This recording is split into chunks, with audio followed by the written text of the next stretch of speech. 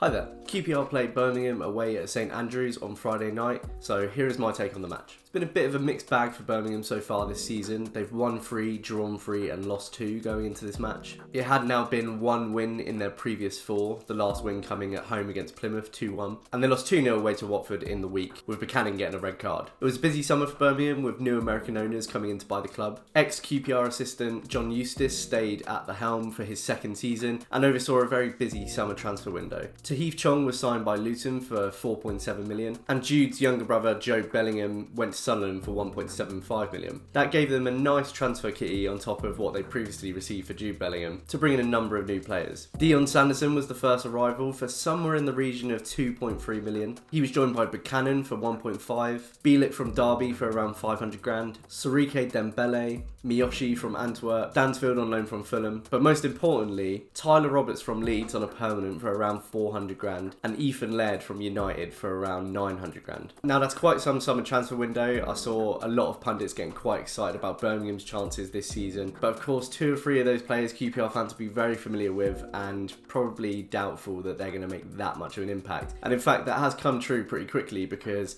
unsurprisingly, Tyler Roberts and Ethan Laird are both injured and were unavailable for this match. There's already talks that Ethan Laird might have to undergo surgery for his injuries, but I'm not really sure you can have surgery for a bad attitude. Now, Birmingham finished 17th last season, and that was just 3 points higher than QPR's total at the end. With the backing they've had over the summer, new owners, I expect there's going to be a lot higher expectations on a side that haven't raced off to an amazing start. Now, QPR, of course, were coming into this on the back of a 1-1 draw with Swansea at home on Tuesday night, and made just one change going into this match, with Lyndon Dykes coming in for Chris Willock. So we're now playing the 2 up top that we really wanted to see in that Swansea game. So looking at that first half, there are a lot of early chances for Birmingham that were thwarted. Unsurprisingly, Stansfield proved to be a real problematic presence. He was making good runs in behind, he was being picked out by the Birmingham midfield. But QPR were managing to get bodies in the way, we were clearing the ball. The earliest, probably best chance from Birmingham came later in the half, when a sharp cutting ball from Buchanan came in from the left wing. That eluded everyone, fell to Cook, who tried to clear, but managed to turn it goalwards. That forced Begovic to get a hand on it, but he couldn't quite scoop it and it was heading into the goal. But Sam Field pulled off an acrobatic overhead kick to clear the ball off of the line. Weirdly, despite it not actually coming off a Birmingham player, it was quite similar to their first goal at St Andrews last season. Well done, Sam Field. QPR went without their own efforts. There was some nice early link-up play from Armstrong and Dykes. Dykes was able to find Smith out on the wing,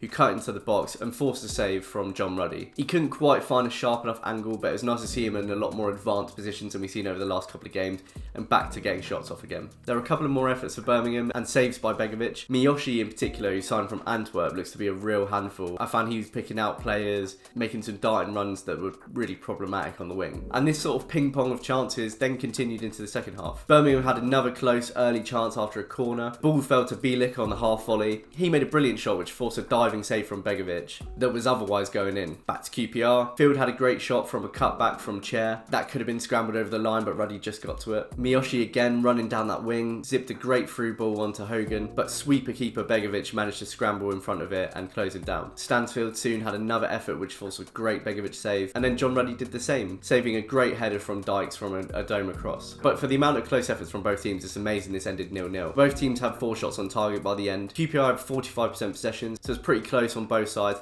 A lot higher possession again than we've been having in previous games, particularly away from home. And even on the passing stats, it was quite close. Birmingham have 388 to QPR's 314. That is very rare that QPR get close to the same amount of passes as the other team. If you take this match out of the context of QPR's recent form, it's a decent point away from home. We really struggled at St Andrews last season. If you put it in context of the form, it's probably still a good result. We were well in the game. There's a lot of close efforts, which is a lot more that we can say than the Swansea match and Sunderland. The area of concern remains where these goals are going to come from. We struggled to get enough goals before January last season, with Dykes being our only striker. Armstrong is now coming to the team more, but he's a young player, he's learning. He's not going to score the 10 goals that Ainsworth predicts. I do suspect that come January, we'll probably be scrambling for a loan or a free striker. But it's good to see that we're making a lot more efforts, and we do seem to be playing our better football away from home this season. Next up, we've got Coventry at home.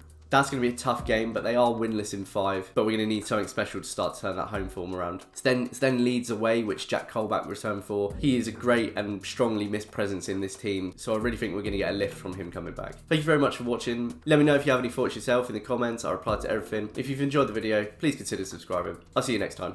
Cheers.